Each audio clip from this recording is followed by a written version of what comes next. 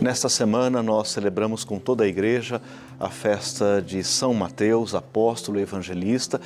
E hoje tenho a alegria de receber aqui no nosso estúdio o professor Denis, estudioso de Sagrada Escritura, que vai nos falar sobre a importância, o significado de Mateus na vida da igreja, na vida dos primeiros cristãos. Bom dia, professor, seja bem-vindo. Bom dia, padre, bom dia, Dani, muito obrigado sempre pela boa acolhida, que é sempre bom estar na casa da mãe. Uma alegria. E nós vamos começar a entender o significado de São Mateus na vida da igreja, na vida dos primeiros cristãos, com um chamado, com a vocação que ele recebeu do próprio Jesus. Vamos ver o que o VT nos mostra sobre a vocação de Mateus.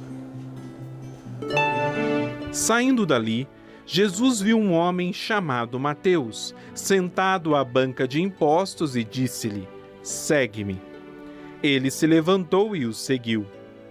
Estando Jesus à mesa em casa, chegaram muitos publicanos e pecadores e sentaram-se à mesa com ele e com os seus discípulos. Os fariseus, vendo isto, perguntaram aos discípulos: "Por que o vosso mestre come com os publicanos e pecadores?" Jesus ouviu-os e respondeu: "Não são os que têm saúde que precisam de médico, mas os doentes. Ide aprender o que significa: prefiro a misericórdia ao sacrifício. Com efeito, não vim chamar os justos, mas os pecadores."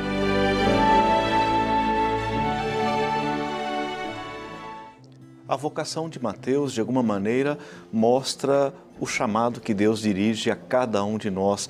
E é muito interessante, professor, que Mateus, ele é um cobrador de impostos. Nós trouxemos aqui para o estúdio alguns símbolos que representam isso. Ele é apóstolo, ele é evangelista, mas ele era cobrador de impostos. Quem é Mateus e quais são as características do seu evangelho?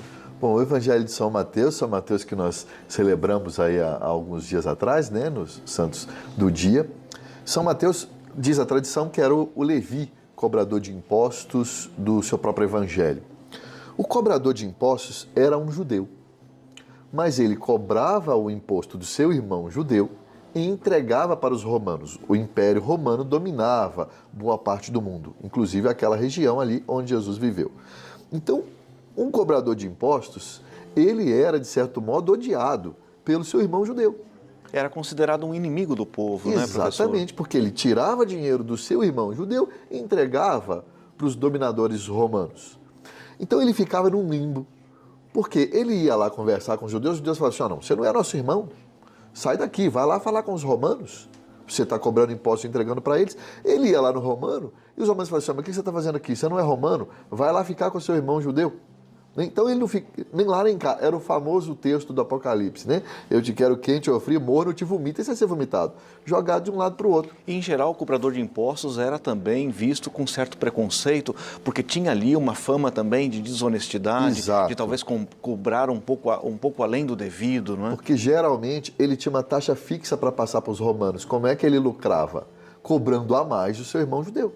Então, quanto mais ele explorasse o seu irmão judeu, mais ele iria enriquecer, que provavelmente era o que Mateus fazia, né? E muitas perguntas que a gente ouve, professor, é mais ou menos assim: com tanta gente boa ali em Cafarnaum, por que Jesus escolhe um cobrador de impostos? Ótimo. Por que Jesus escolhe alguém que é considerado um pecador público? Eu vou dizer para o senhor uma frase um tanto quanto assustadora: foi o que sobrou. Jesus literalmente veio para que sobrou. No sentido seguinte, esse judeu, porque Levi era um judeu, concorda? Ele era filho de Deus, membro de um povo que Deus formou para si. Só que os judeus diziam para ele: você não é nada disso, você abandonou isso, então você não é filho de Deus, você não é membro do povo de Deus, você vai ser jogado para fora. E Jesus chega para ele e fala assim: vem e me segue. O que significa esse chamado segmento de Jesus? É Jesus colocando ele de novo dentro do povo de Deus. É Jesus dizendo: sim, eu faço com que você de fato, de novo, experimente ser filho de Deus. Então, por isso que Jesus andava, padre, com ladrão, prostituta, leproso, cobrador de impostos, todo o tipo de pecadores, vai dizer o Evangelho. Porque essas pessoas eram colocadas para fora. Diziam para essas pessoas: você não é filho de Deus, você não faz parte mais do povo de Deus, escolhido por Deus. E Jesus dizia para essas pessoas: vem e me segue.